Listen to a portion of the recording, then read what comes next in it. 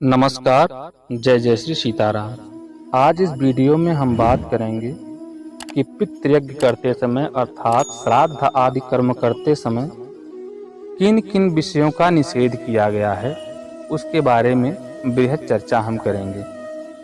तो कृपया वीडियो को अंत तक जरूर देखिएगा ताकि पितृयज्ञ में कोई त्रुटि आपसे न होनी चाहिए और पितृ आपके अप्रसन्न न हो। लेकिन उससे पहले एक विशेष निवेदन है आपसे कि मेरे इस चैनल को सब्सक्राइब कर लीजिए और बेल आइकन प्रेस कर दीजिए ताकि जो भी कर्मकांड से संबंधित, मोटिवेशन से संबंधित ज्ञान है वह समग्र रूप से आपके पास पहुंचता रहे सरलता से। चलिए समय न गंवाते हुए आते हैं अपने विषय पे।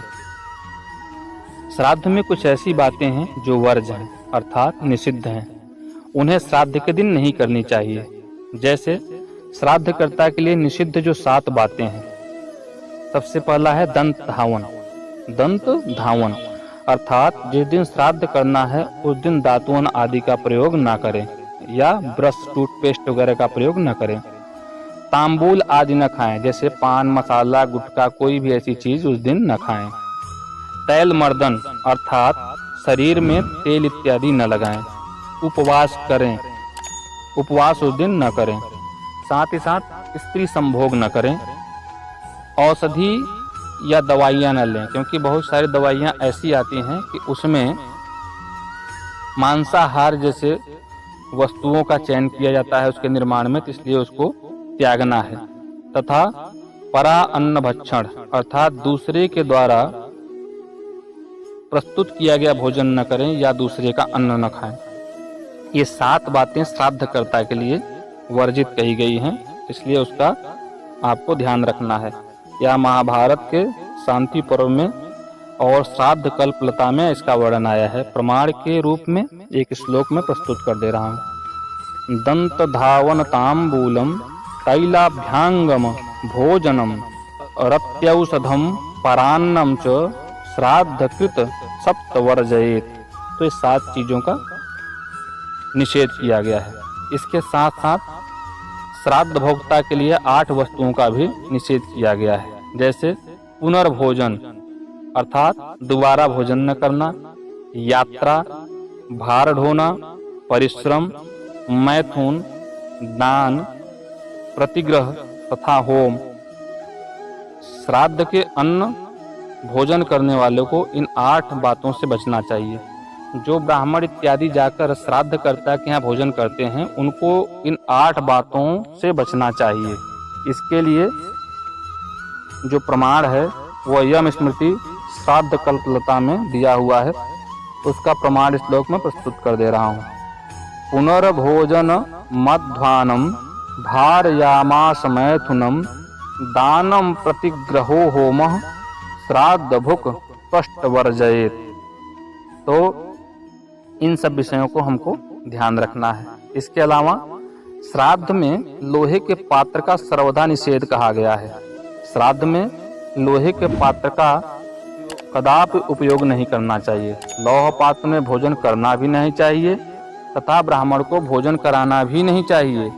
यहाँ तक कि भोजनालय या पाकशाला में उसका उपयोग भी नहीं करना चाहिए।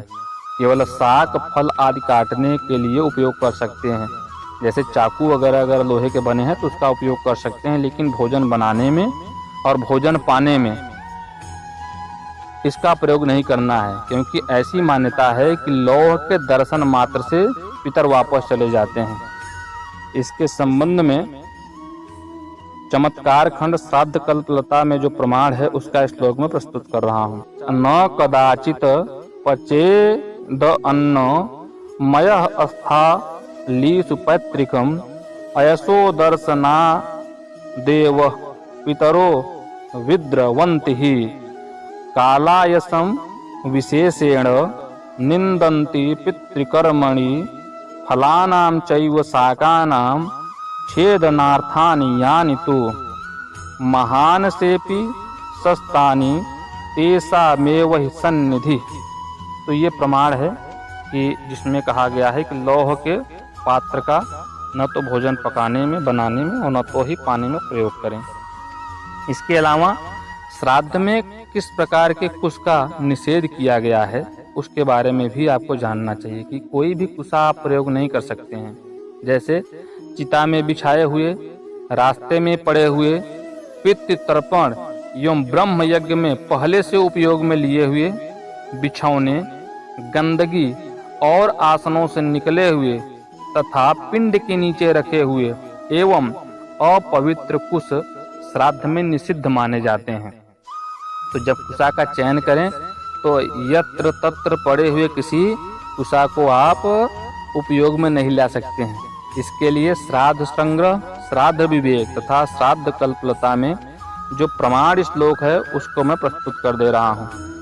चितौ दर्भाः पति दर्भाः ये दर्भा यज्ञ भूमिषु स्तरणासन पिंडेषु खटकुशान परिवर्जयेत् ब्रह्मयज्ञे च ये दर्भा पितृतर्पणे हता मूत्र पुरीषाभ्याम तेषां त्यागो विधीयते। तो इस प्रकार से इन कुशा का निषेध कहा गया है। इसके अलावा कौन से गंध निषिद्ध हैं श्राद्ध में उसके बारे में भी जानकारी होनी चाहिए। श्राद्ध में श्रीखंड, चंदन, खस, कर्पूर सहित सफेद चंदन की उपयोगिता श्राद्ध में मानी गई है। इसके अलावा अन्य पुरानी लकड़ियों के चंदन तथा निर्गंध काष्ठों का चंदन उपयोग में नहीं लेना चाहिए। कस्तूरी, रक्त चंदन, गोरोचन, सल्लक तथा पूतिकम आदि निषिद्ध माने गए हैं। इसके संबंध में भी मरीच स्मृति, श्राद्ध प्रकाश और श्राद्ध कल्पलता में जो प्रमाण श्लोक है उसको भी मैं आप सभी के लिए प्रस्तुत कर दे रहा हूँ। श्राद्धेषु विनियोक्तव्या न गंधा जीर्ण दारुजा कल्की भावम समासाद्य न च पर्युषिता क्वचित पूतिकाम मेघनाभिम च रोचनाम रक्तचंदनम कालीयकम जोंगकम च तुरुष्कम चापि वर्जयेत्। तो इस प्रकार से श्राद्ध में जो निषिद्ध गंध है उसके संबंध में भी हमको जानकारी होनी चाहिए। इसके अलावा कौन कौन से पुष्प श्राद्ध में उपयोग में नहीं लाने चाहिए उसके संबंध में भी जो प्रमाण हमको प्राप्त होता है। शंख स्मृति में, मत्स्य पुराण में, ब्रह्मांड खंड, श्राद्ध प्रकाश में बहुत जगह इसके संबंध में प्रमाण है। एक प्रमाण मैं आपको प्रस्तुत कर दे रहा हूँ।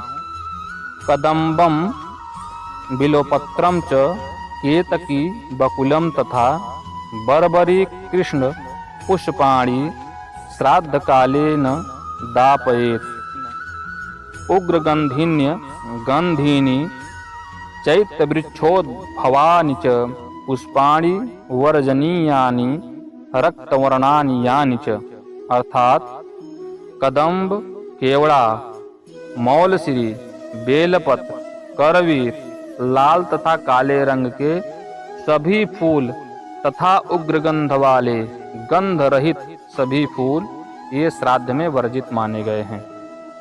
इसके अलावा श्राद्ध में कौन सा धूप नहीं उपयोग में लाना चाहिए उसके संबंध में मदन रत्न, श्राद्ध चंद्रिका, श्राद्ध प्रकाश तथा श्राद्ध कल्पलता में जो प्रमाण प्राप्त होता है उसको मैं प्रस्तुत कर रहा हूँ। घृतम न केवलम दध्याद दुष्टम च वा तृणगुग्गुलम।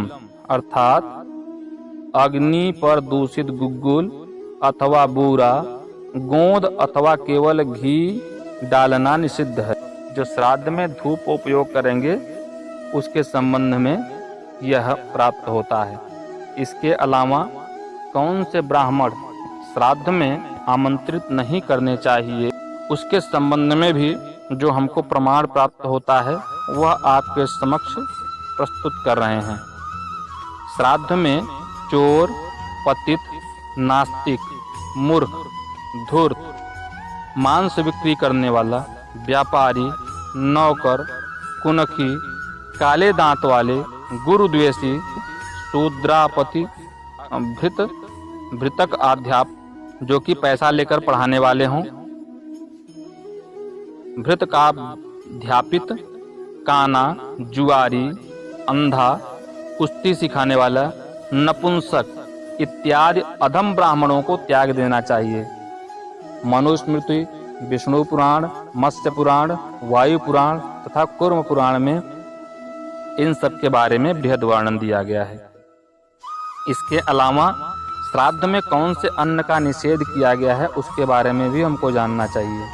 जिसमें बाल और कीड़े पड़ गए हों, जिसे कुत्तों ने देख लिया हो, जो बासी एवं दुर्गंधित हो, ऐसी वस्तु का श्राद्ध में कदापि उपयोग न करें।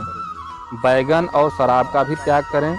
जिस अन्न पर पहने वस्त्र की हवा लग जाए वह भी श्राद्ध में वर्जित है।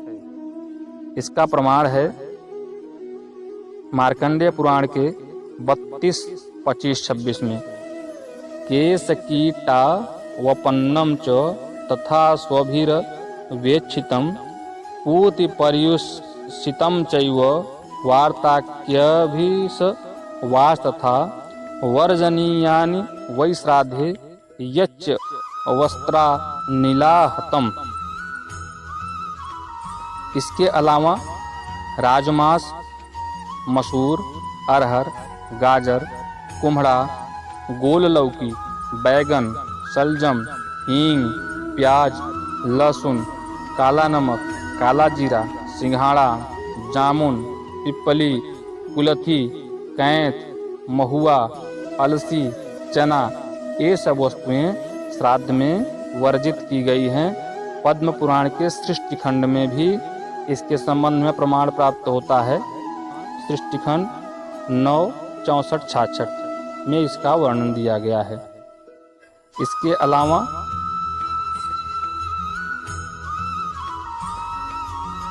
कूर्म पुराण में भी 20, 46, 47 में प्राप्त होता है।